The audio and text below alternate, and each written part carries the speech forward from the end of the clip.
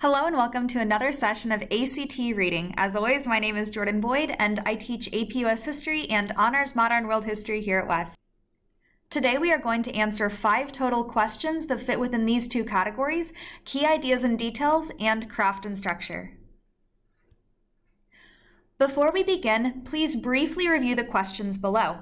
This has to be quick. You do have just under 1 minute to answer each question on the real ACT, but briefly reviewing the questions helps you know what to look for as you start to skim the passage. And as always, keep in mind that your goal is to answer the questions correctly and quickly, not necessarily to come away with a complete understanding of the passage or new knowledge from what you read. So pause now, briefly review, and then continue on when you're ready. Now that you've briefly reviewed the questions, take a moment, pause, and see if you can find the correct answer to question number 1. The answer to question number 1, as you know, is C, an omniscient narrator who knows the thoughts of the characters. Looking at things like the opera imprinted itself on him in lines 26 through 27, or he knew that without opera, part of himself would have vanished altogether, lines 37 through 38. Those are all sort of examples of that. The person who wrote this knows the inner thoughts of this person and can tell us about them, and that's really what omniscient means, sort of all-knowing and all-seeing in a sense. Pause this video, take a moment, and see if you can find an answer to question number 2. So the answer here is H. Except that he rarely went out into the world, we don't really see anything to support that in the passage. If anything, he's traveling all over, he's busy. But we do see, maybe through a process of elimination, like line number 1 corresponds to F. Lines 31 through 34 say that life is alive within music, such as Eugene Onegin. That corresponds to G. And then lines 41 through 44 say that he doesn't understand what the characters in Rigoletto are saying or even who they are, but he's still captivated by the opera. So, J can't be the answer. So kind of process of elimination our way down to H being right. Pause the video, take a moment, and see if you can find an answer for number 3.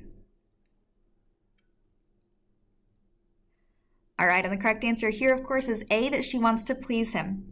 If we look over in lines 64 through 66, here she is trying her best to find a good gift for him. And then even here at the very end, she's enormously pleased to have done something so right for him. I think that, she does want to please him, and it's maybe natural and kind of normal for that to be the case, right?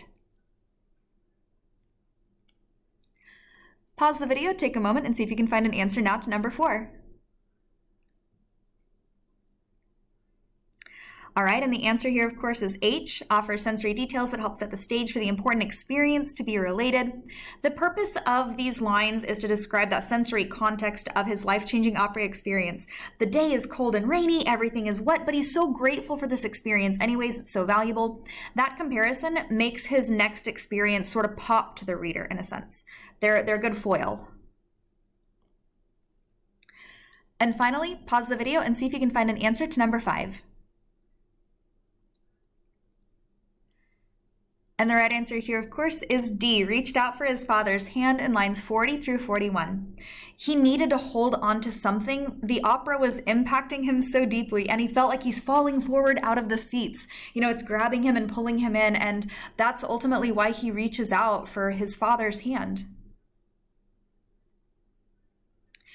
Just in case you missed it, here are the answers to questions 1 through 5. You can pause it now if necessary.